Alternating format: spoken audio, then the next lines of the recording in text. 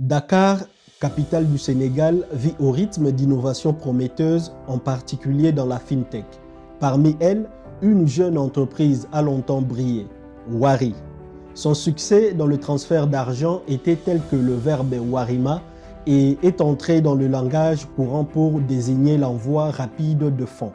Mais derrière la success story, un conflit judiciaire s'est noué et a chamboulé l'entreprise.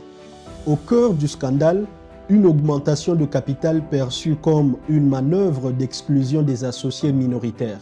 Résultat, l'un des cofondateurs, Kabir Mbodje, s'est retrouvé condamné à la prison ferme pour abus de biens sociaux, tandis que les anciens actionnaires crient à la spoliation.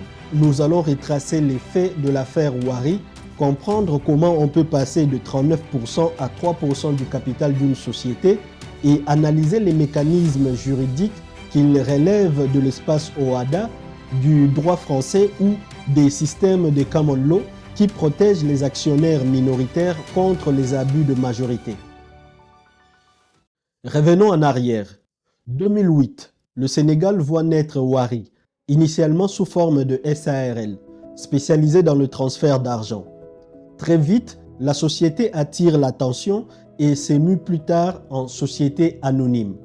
Les associés fondateurs incluent notamment Malik Fall, Seyni Kamara et Cheikh Tagué qui déclarent détenir collectivement 39% du capital. Vers 2010-2014, des tensions apparaissent. Certains cofondateurs accusent Kabir Mbodje, le dirigeant devenu majoritaire, de ne pas jouer la transparence. Puis en juillet 2013, une assemblée générale vote une augmentation de capital massive. Officiellement, Wari serait en difficulté financière et aurait besoin de fonds d'urgence. Résultat, le capital est multiplié par 10, diluant la part des minoritaires de 39% à environ 3%. Les ex-associés dénoncent une opération secrète et une possible falsification des bilans de 2012. Dès 2014, des actions judiciaires sont lancées pour abus de confiance, abus de biens sociaux et augmentation de capital irrégulière. De leur côté, les minoritaires soulignent qu'ils n'ont jamais perçu de dividendes, tandis que des flux financiers auraient été transférés vers des entités personnelles de Kabir Mbodje. Finalement, en novembre 2021, le tribunal correctionnel de Dakar condamne Kabir Mbodje à 2 ans de prison, dont 6 mois fermes, et a versé 5 milliards de francs CFA de dommages-intérêts aux plaignants. La qualification retenue est l'abus des biens sociaux. Bien que le volet augmentation de capital illégal n'ait pas abouti à une condamnation en tant que telle, la justice estime qu'il y a eu détournement d'actifs au détriment des actionnaires minoritaires. Mbodje fait appel en mars 2025. La Cour d'appel de Dakar confirme la condamnation tout en précisant sa décision. Elle retient désormais l'abus de confiance et l'augmentation irrégulière du capital social tout en maintenant la peine prononcée en première instance. Pour comprendre ce qui s'est passé, il faut revenir à la notion de dilution. Lorsqu'une société augmente son capital, elle émet de nouvelles actions. Les actionnaires existants disposent normalement d'un droit préférentiel de souscription qui leur permet d'acheter des actions nouvelles afin de conserver leur pourcentage initial. S'ils n'exercent pas ce droit ou si on le leur supprime, ils se retrouvent mécaniquement dilués. Prenons un exemple chiffré. Supposez qu'au départ, il y a 1 million d'actions et que les minoritaires en détiennent 390 000, soit 39%. Si la société émet 9 millions de nouvelles actions, portant le total à 10 millions, mais que les minoritaires ne souscrivent pas, ils conservent leurs 390 000 actions qui ne représentent plus que 3,9% du nouveau total. C'est ainsi que dans l'affaire Wari, les anciens associés affirment être passés de 39% à 3%.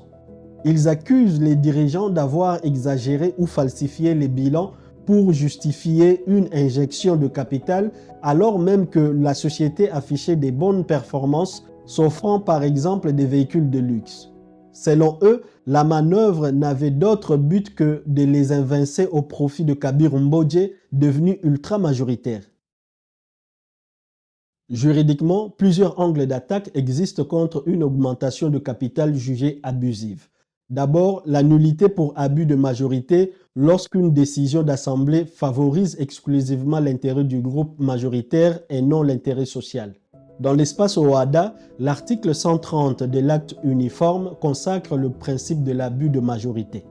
Quant au droit préférentiel de souscription, il est censé éviter la dilution forcée. En théorie, tous les actionnaires devraient pouvoir souscrire aux nouvelles actions à proportion de leur part. Toutefois, ce DPS peut être supprimé si une assemblée générale extraordinaire le décide, à condition de respecter un quorum renforcé et de justifier l'intérêt social. Les minoritaires de Wari affirment que ces procédures n'ont pas été suivies correctement. L'affaire Wari illustre la violence des conflits internes lorsqu'un groupe d'actionnaires se sent floué. Plusieurs conséquences. Sur le plan financier, la société a investi du temps et de l'argent dans des batailles judiciaires. Les anciens associés ont réclamé des montants colossaux en dommages-intérêts et la condamnation du dirigeant a pesé sur la confiance des banques et investisseurs. Sur le plan humain, les cofondateurs se sont déchirés. La confiance mutuelle s'est totalement effondrée. Le commissaire aux comptes a été accusé de partialité ou d'avoir refusé de divulguer certains bilans. Pendant que Wari se débattait dans ces conflits, d'autres acteurs comme Orange Money ou Wave ont continué de se développer. Résultat, Wari a perdu son statut de leader et a vu son image écornée. Le dirigeant principal, autrefois présenté comme un entrepreneur modèle, est passé du rang d'icône à celui d'un homme d'affaires condamné au pénal. L'affaire a fait grand bruit au Sénégal et la marque Wari elle-même a pâti de cette mauvaise presse. Le cas Wari n'est pas isolé. Dans le monde, les augmentations de capital sont régulièrement source de litiges. En France, la jurisprudence condamne depuis longtemps l'abus de majorité et l'abus de biens sociaux et est puni de peines pouvant aller jusqu'à 5 ans de prison. Au Royaume-Uni, un actionnaire minoritaire peut déposer une pétition pour unfair prejudice, préjudice injuste, si une décision de la société lui porte atteinte de manière inéquitable. Les juridictions britanniques peuvent alors obliger le rachat des parts ou imposer d'autres mesures correctrices. Aux États-Unis, les administrateurs sont soumis à des fiduciary duties, qui signifie obligation fiduciaire. Si une augmentation de capital sert à exclure un groupe d'actionnaires sans réel motif économique, un juge peut la déclarer nulle ou ordonner des réparations. En Afrique, la Cour commune de justice et d'arbitrage, organe suprême du droit OHADA, a déjà sanctionné des coups d'accordéon ou suppression abusive de DPS dans d'autres affaires. L'objectif reste de protéger l'intérêt social et de maintenir l'équité entre associés. L'affaire Wari montre de manière frappante à quel point la gouvernance et la confiance entre associés sont cruciales. Si un dirigeant manipule les bilans ou exagère les difficultés de la société pour justifier un apport en numéraire, il s'expose à des poursuites. Les points clés à retenir. Transparence des comptes. Les actionnaires doivent avoir accès aux états financiers réels. Un commissaire aux comptes indépendant joue un rôle essentiel. Sans DPS, la dilution peut s'avérer massive. Toute suppression de ce droit doit être votée selon une procédure stricte et justifiée par l'intérêt social. Les opérations de capital doivent profiter à la société dans son ensemble, non à un unique camp actionnarial. Les tribunaux, qu'ils soient OHADA, français ou anglo-saxons, recherchent cet équilibre. L'abus de biens sociaux n'est pas une formalité. Il mène à la prison ferme, comme l'a illustré la condamnation de Kabiru Mbodje à 2 ans, dont 6 mois ferme, assorti de 5 milliards de francs CFA des dommages-intérêts. Aujourd'hui, Wari n'a plus le même rayonnement qu'à ses débuts. Cette affaire restera sans doute un cas d'école, révélant la ligne de fracture entre besoins légitimes de financement et manœuvres de dilution pour évincer les minoritaires. Au-delà du Sénégal, c'est un signal fort pour toutes les entreprises d'Afrique de l'Ouest et d'ailleurs. La loi protège les actionnaires minoritaires et ne tolère pas que des dirigeants transforment une récapitalisation en machine à exclure ce qui dérange. Mais la justice prend du temps. Et pendant ce temps, le dommage économique est fait.